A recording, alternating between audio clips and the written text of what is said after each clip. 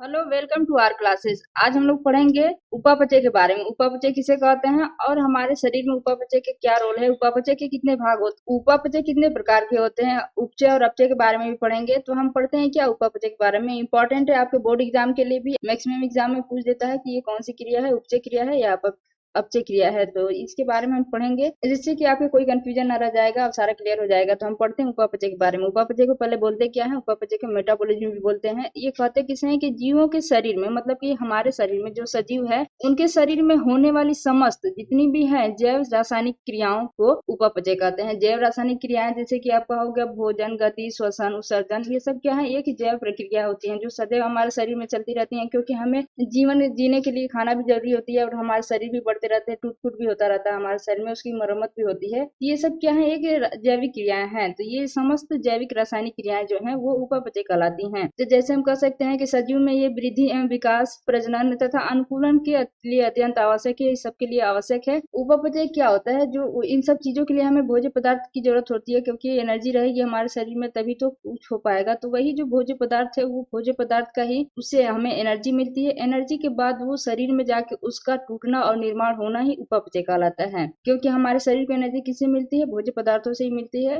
तो भोज्य पदार्थ खाने के बाद हमारे शरीर में जो जाते हैं और रासायनिक भौतिक क्रियाएं होती हैं, उसके बाद जो उसका टूटना और बनना ही उपापचय कहलाता है। तो हम कह सकते हैं उपापचय में जीव के कार्बनिक पदार्थ नए नए कार्बनिक पदार्थों में रूपांतरित होकर शारीरिक टूट फूट की मरम्मत करते हैं तथा आवश्यक नए ऊतकों का निर्माण करते हैं। इसके अंतर्गत दो क्रियाएं होती हैं। पहला हम समझते हैं उपचय। उपचय को क्या बोलते हैं, एनाबोलिज्म बोलते हैं। एनाबोलिज्म किसे कहते हैं, एनाबोलिज्म वह प्रक्रिया है जिसमें सरल पदार्थों से जटिल पदार्थों का निर्माण हो, उसे उपचय कहते हैं। उपचय क्या है कि वह प्रक्रिया है जिसमें सरल पदार्थ से जटिल पदार्थ का निर्माण होता है, या कह सकते हैं कि वे अभिक्रियाएं जिसमें सरल कार्बनिक अणु से जटिल कार्बनिक अणु का निर्माण होता है। इसमें आपको याद क्या करना है, इसमें निर्माण होता है, निर्माण होता है। तो इसका एग्जाम्पल से हम समझ लेते हैं, जैसे कि एटीपी का बनना है। एटीपी का बनना क्या है, हमें एटीपी से ऊर्जा मिलती है। इसका दूसरा उसका रूप क्या है, ऊर्जा का है, एनर्जी मिलती है। तो हमें उसका निर्माण होने के बाद हमें एनर्जी मिली। अब वृद्धि क्या है, वृद्धि मतलब कि बढ़ना, कोई भी चीज निर्माण होती है। जैसे हम समझ सकते हैं कि शिशु है, उस समय उसकी हड्डियों की संख्या कितनी होती है, 300 होती है। उसके बाद जब हम बड़े हो जाते हैं तो हमारी हड्डियां एक साथ जुड़ के क्या हो जाती है, 206 हो जाती है। तो उसमें क्या हो रहा है, हड्डी जुड़ के जुड़ना या निर्माण होना या बनना, तो इसमें क्या होता है, वृद्धि होता है। छोटे हैं तो हड्डियां छोटी रहती हैं, बड़े होते हैं तो हड्डियां बड़ी होती हैं, तो उसमें वृद्धि होती है।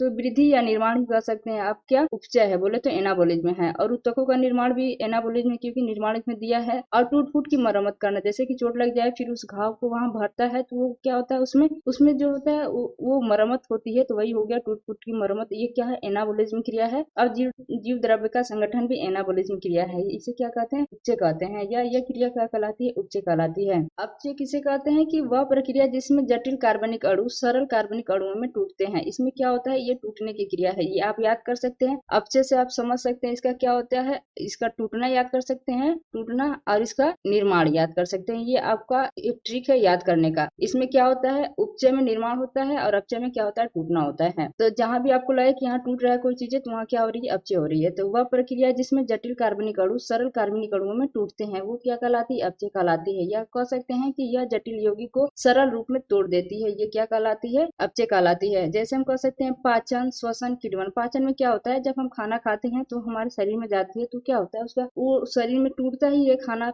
पचने के लिए छोटे छोटे भागों में टूटता है, कार्बोहाइड्रेट सब का जो होता है पाचन होता है। तो क्या होता है, वो जटिल पदार्थ को जो है सरल अणुओं में तोड़ता है। तो वही होता है पाचन जो है, ये एक अपचय क्रिया है बोले तो मेटाबॉलिज्म में है। श्वसन में भी वही होता है, किण्वन में भी टूटता है। इसलिए हम कह सकते हैं ये सब क्या है, इसमें जो है टूटने की क्रिया होती है। तो ये कहलाती है, अपचय कहलाती है। Thank you for watching. Please like and subscribe my channel.